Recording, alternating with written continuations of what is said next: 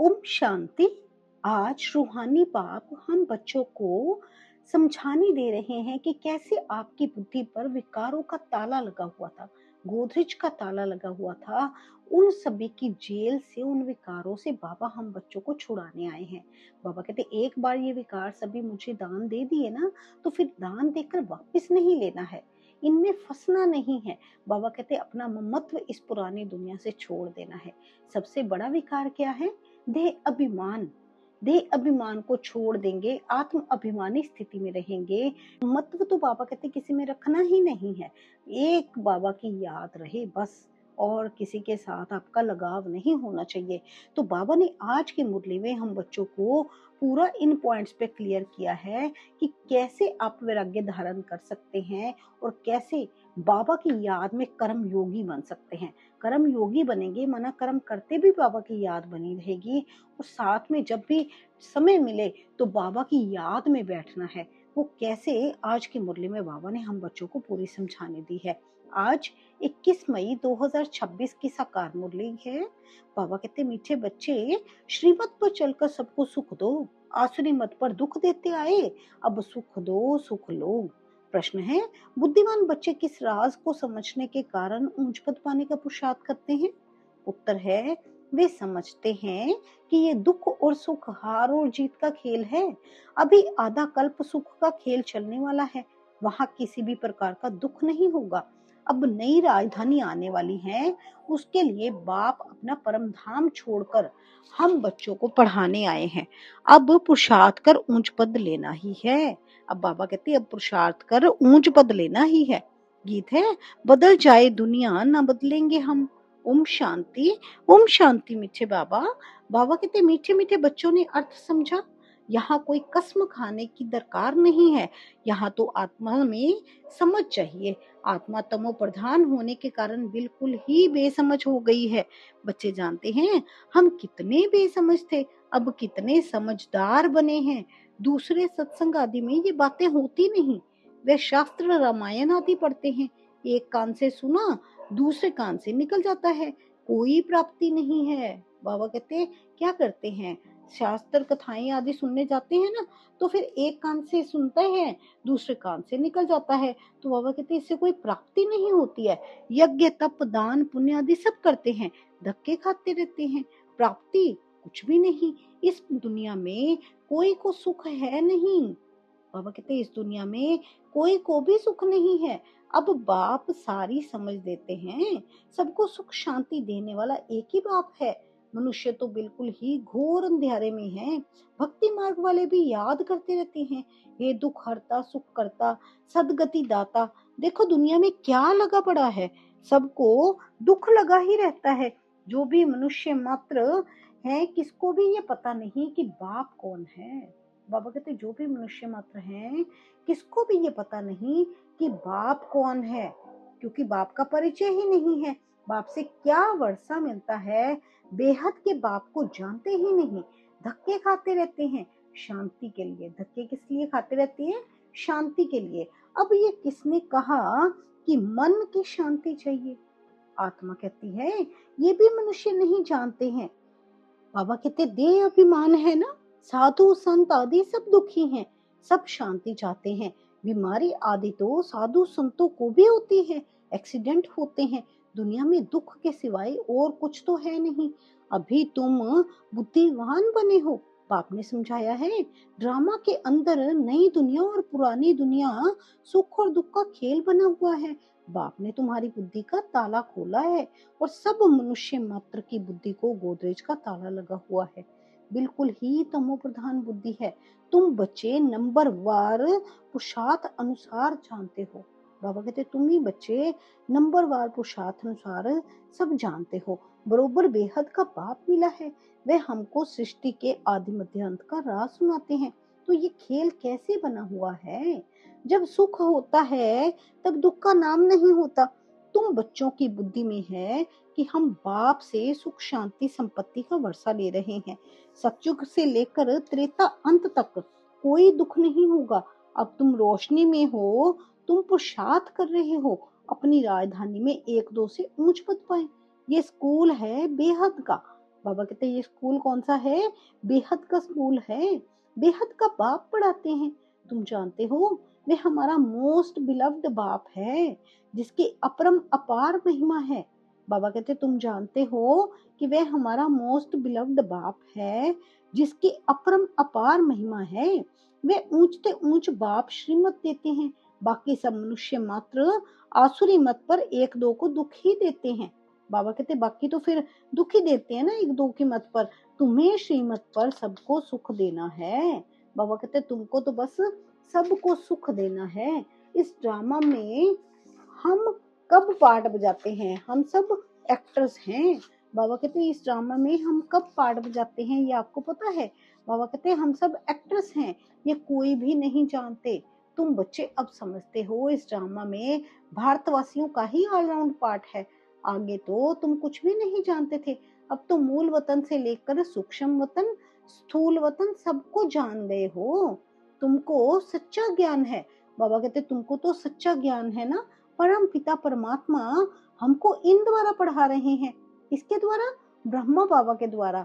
बाबा हमको त्रिलोक का सारा ज्ञान दे रहे हैं। शिव बाबा तो हमें त्रिलोक का सारा ज्ञान दे रहे हैं। ये है ही कांटों का जंगल। बच्चे जानते हैं अभी हम कांटों से फूल अर्थात मनुष्य से देवता बनते हैं। यहाँ तो छोटे बड़े सब दुख देते हैं। गर्भ में माता को बच्चे दुख देते हैं। ये बहुत छी पुरानी दुनिया है।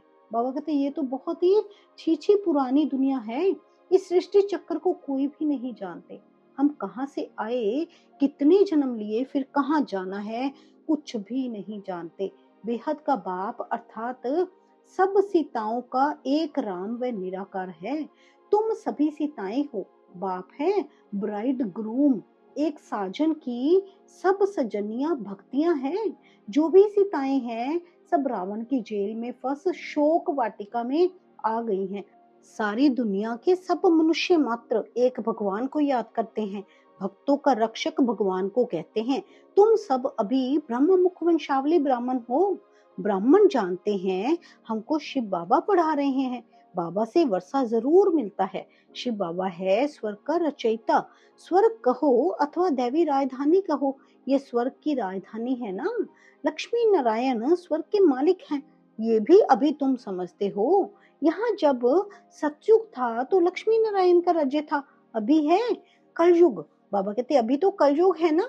मनुष्य तो बेचारे घोर अंधेरे में होने के कारण कुछ भी नहीं जानते कि अभी कलयुग का अंत है। विनाश सामने खड़ा है। तुम सब सीताओं का सदगति दाता एक राम है। सीताएं सब दुर्गति में हैं, परंतु ये कोई समझते थोड़ी है हम दुर्गति में हैं। अपनी साहूकारी का ही नशा है। हमको इतने मकान है, इतना धन है, इतने महल हैं, किसको पता नहीं कि दुख की दुनिया अब बदलनी है।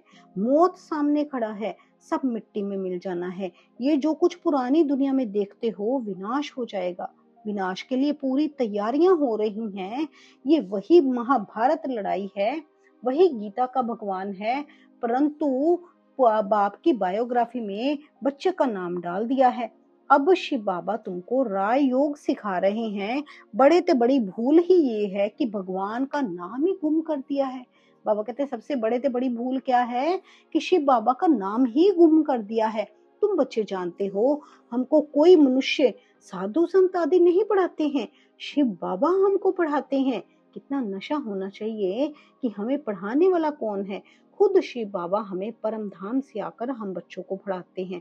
वे बाप भी है, टीचर भी है और सतगुरु भी है।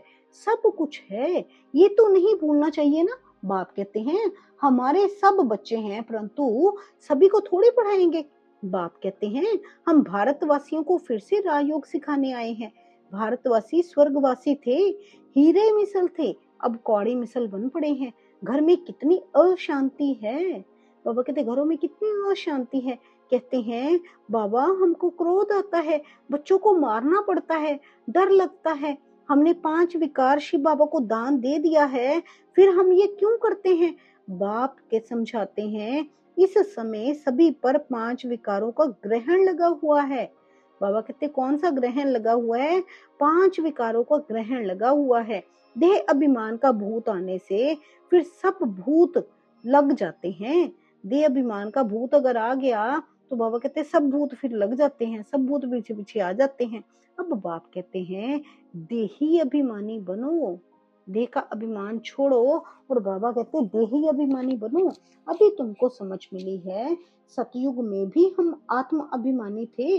समझते हैं आत्मा का ये शरीर अब पुराना हुआ है, आयु पूरी हुई है ना, इसलिए ये शरीर छोड़ अब नया लेना है। सर्प का मिसाल है ना, सर्प की एक खाल पुरानी होती है तो फिर दूसरी नई ले लेते हैं। ये दृष्टांत है सतयुग के लिए। वहां तुम ऐसे शरीर छोड़ते हो, दुख की कोई बात ही नहीं रहती।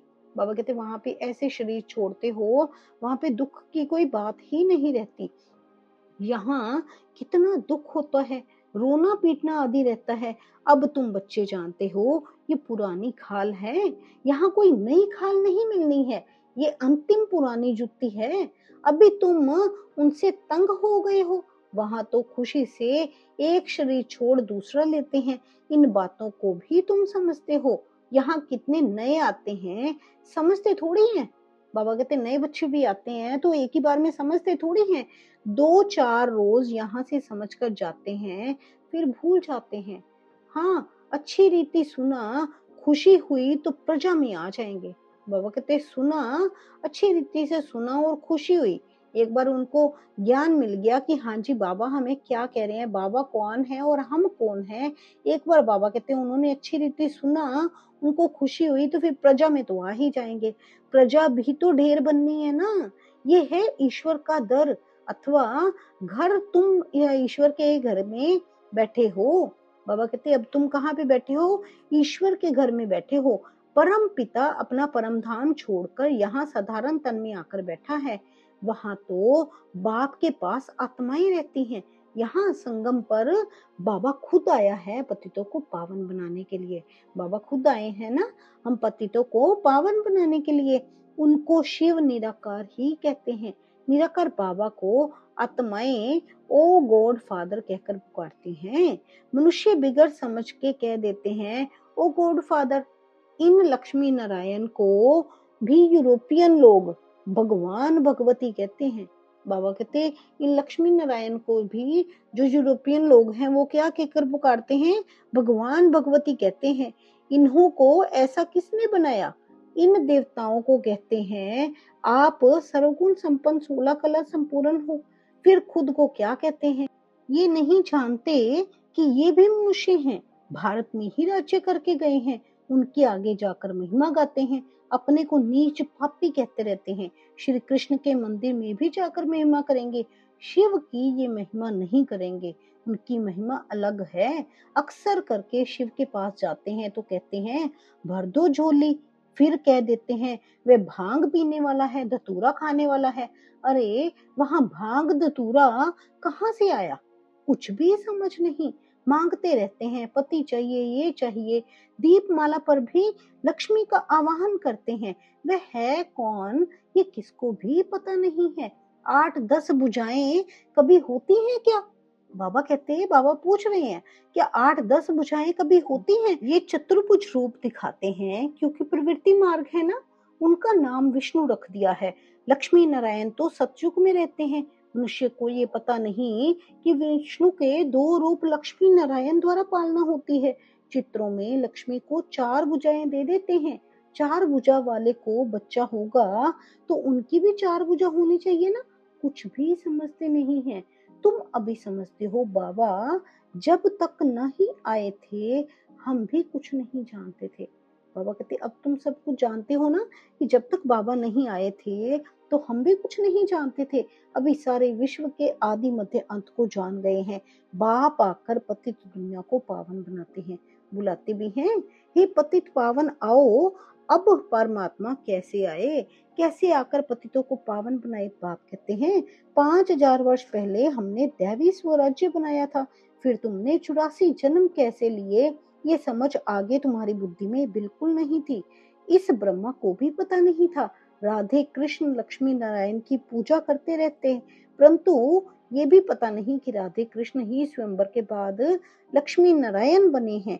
इसलिए प्रिंसेस राधे प्रिंस श्री कृष्ण कहा जाता है। उनको प्रिंस और प्रिंसेस कहा जाता है ना, श्री राधे श्री कृष्ण को। स्वयंवर के बाद महाराजा महारानी बनते हैं।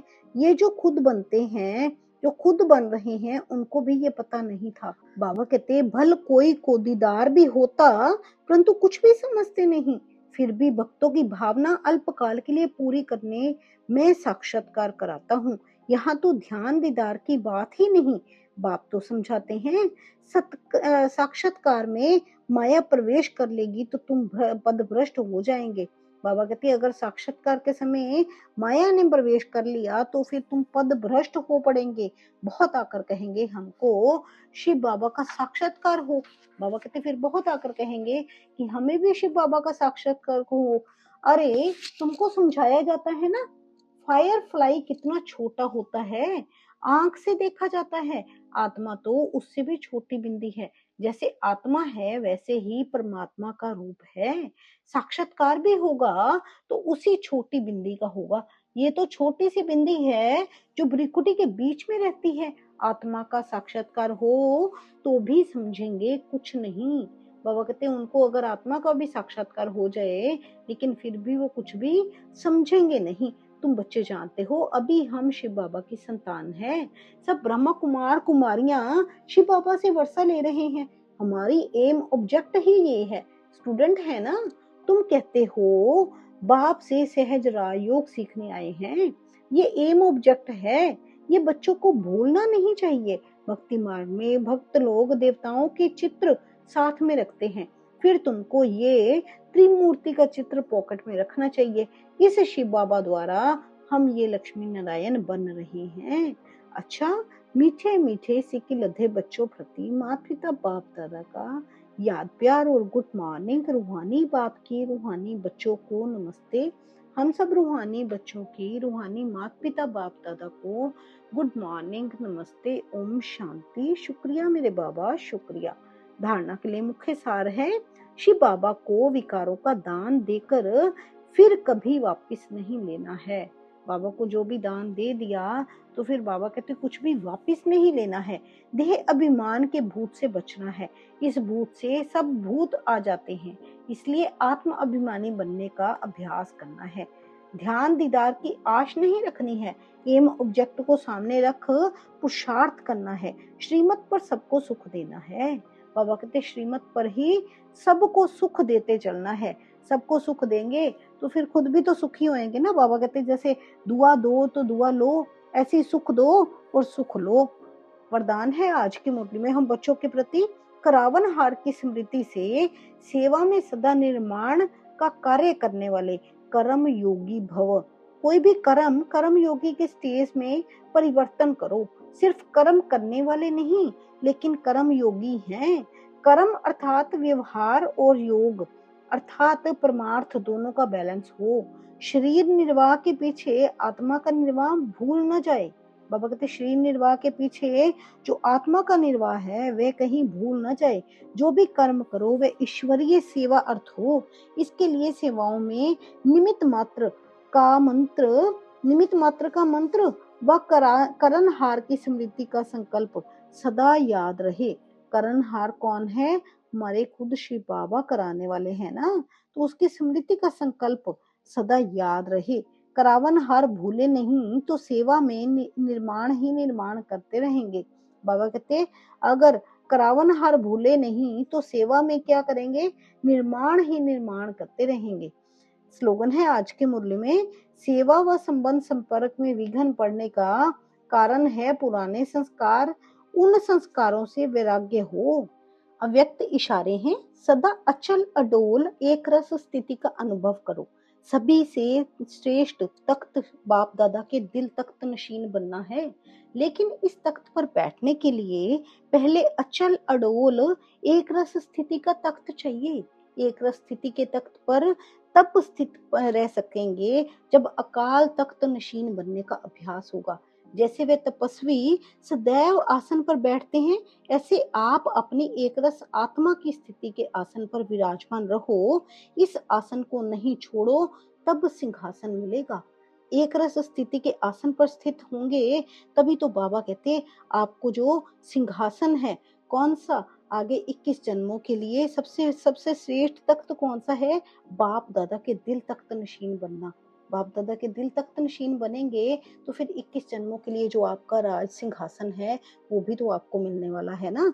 तो पहले सबसे पहले तो बाबा के दिल पर चढ़ना है। इसलिए अपने ऊपर ध्यान देते, सदा अचल अडोल एक रस स्थिति का अनुभव करते, बाबा की याद में हर पल, हर कार्य करते, बस कर्म योगी स्थिति बनानी है अपनी। और बाबा कहते, आपने इन भूतों को, जो विकार बाबा को दे दिए हैं, उनको कभी भी दोबारा से वापस नहीं लेना। अपने ऊपर ध्यान देना है। अच्छा जी, शुक्रिया मेरे बाबा, शुक्रिया।